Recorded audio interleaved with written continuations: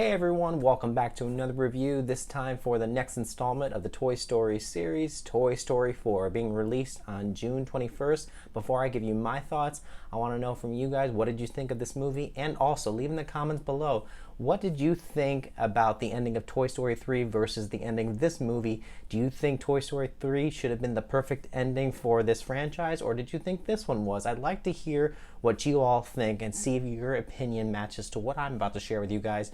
And don't forget, consider clicking on that subscribe button and that bell notification in order to hear any more content from me for your future enjoyment. Toy Story 4 is directed by Josh Cooley in his directorial debut and with a screenplay by Andrew Stanton, who also had co-written the first 3 films. The movie stars the same voice cast that we have seen in the previous 3, which include Tom Hanks and Tim Allen, along with guest appearances by Jordan Peele, Christina Hendricks, and Keanu Reeves. The movie takes place years after Toy Story 3, where we find Woody, Buzz, and the rest of their toy friends living their new life with Bonnie after Andy had given them away to her.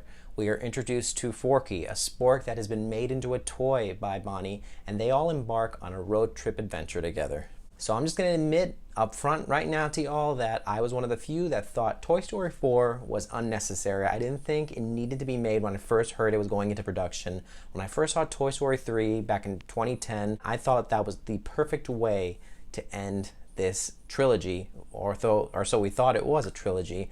And I just thought that we got the closure that we needed for Andy and his toys. But as I am with most movies, I still go see them, and now that I am reviewing them for you all to hear my opinions, I will still go see them. And this was one that was still on my list for this year, so I just went in with an open mind, even though I'm thinking that this is a movie that really did not need to happen. So I saw it, and I do have a few good thoughts about it. There are some things that I felt that needed closure that I didn't realize needed closure. Ever since '95, when the first Toy Story came along, they have come such a long way, and we have so many Pixar films, everything between this one and Toy Story 4, and they have such a beautiful way of visually creating all these worlds, and it makes sense why it takes a few years between each one to make them, because they put a lot of work into it. The animation for this movie, though, was so lifelike. There's a cat in the antique store where they try to find Forky, and that cat looked real at some points. There are some other points in the antique store where the toys are rummaging around by the walls in between the pieces of furniture, and you see cobwebs, and it looks so realistic. And with the human characters in the carnival, I remember there's one particular scene, I don't remember if it was one of the workers at the fair, and they pick up Buzz Lightyear, and you can see the back of his leg, you see a tattoo, and you see hair on the guy's leg. I mean, the guy's leg looked like a real person, and it's just amazing how far they've come in 24 years, I believe. And I think this is probably the best they've done visually in their animation so far. So this movie has a lot of new characters they added to the series. I liked Forky. He's probably gonna be the fan favorite of everyone in this film. And this is a guy that's created from trash by Bonnie, made into a toy, now her favorite toy. And he's very kid-like, and he kind of trying to find his place in the world, and Woody's kind of like his mentor, his father. He tries to protect him. He teaches him about how much Bonnie means to him and how he has a place in life now with Bonnie. And it's a character that you really see the connection between Forky and Woody. But all in all, these characters in these films really, they do have a connection with all of us one way or another. And this movie, everyone, there was no one that was really forgettable. The one last thing that I liked about this movie was the closure of certain things that weren't presented in part 3. And as I said before, this movie does give closure to things that I wasn't expecting, and that being the closure of Woody's story. Part 3 was closure on Andy. That was the end of his journey. This movie here is the closure on Woody's story and just the end of his journey and where he ends up going. And this is definitely a conclusion, a good conclusion for this character. And I obviously won't say what happened because I don't want to spoil it.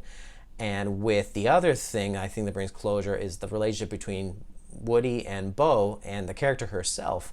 With Bo, she wasn't in part 3, and I always wonder, where did she go? Well, the beginning of this movie, it takes place between part 2 and 3. The first few minutes talks about what happened to Bo a certain night, which once again I won't say what happens, but we see her character later on in the movie, and you get to see Woody and Bo continue on that relationship.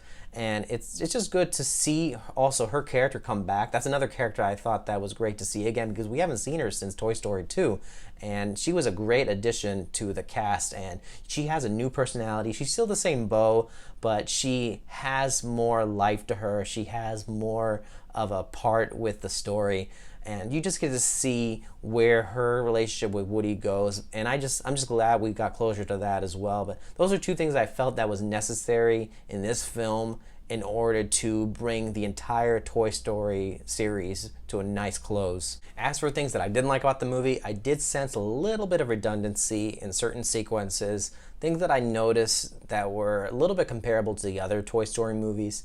And they weren't exactly the same, but I kind of predicted where certain things were going to go in the storyline. And as a kid, when you're watching it, you don't notice these things. You're there to enjoy it. And in the end, these movies are for kids. They are for adults too. I love watching them, but they are aimed primarily at the children, and they're going to love it. But as an adult, when you're watching it, you can't help notice, I kind of saw this before. I kind of see where that's going.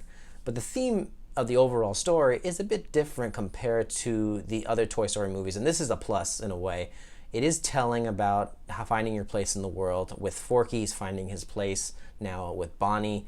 With Woody, he's now trying to find his place in the world after not being with Andy anymore. He's with Bonnie. He's trying to figure out where is he meant to be now. So that is a plus on the theming, even though some things may be a bit too familiar.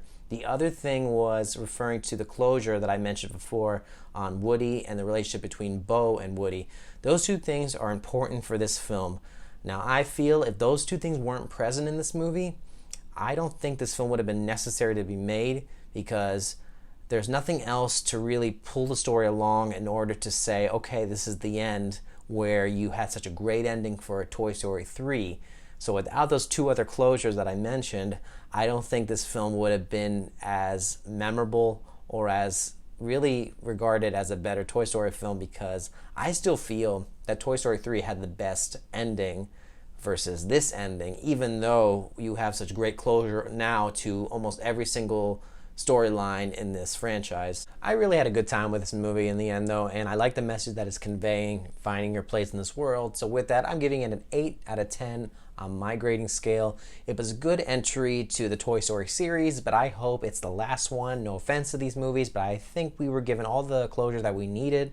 So I don't think a part 5 is necessary, but tell me in the comments below, what did you guys think of Toy Story 4? And if you think Toy Story 3's ending or part 4's ending was a better closure for the series, and if you think there should be a part 5, love to hear all these thoughts below and your opinions. Thank you guys so much for watching. Don't forget to give it a like if you like this video. Don't forget to subscribe to hear more reviews from me. You all have a great day. Until next time.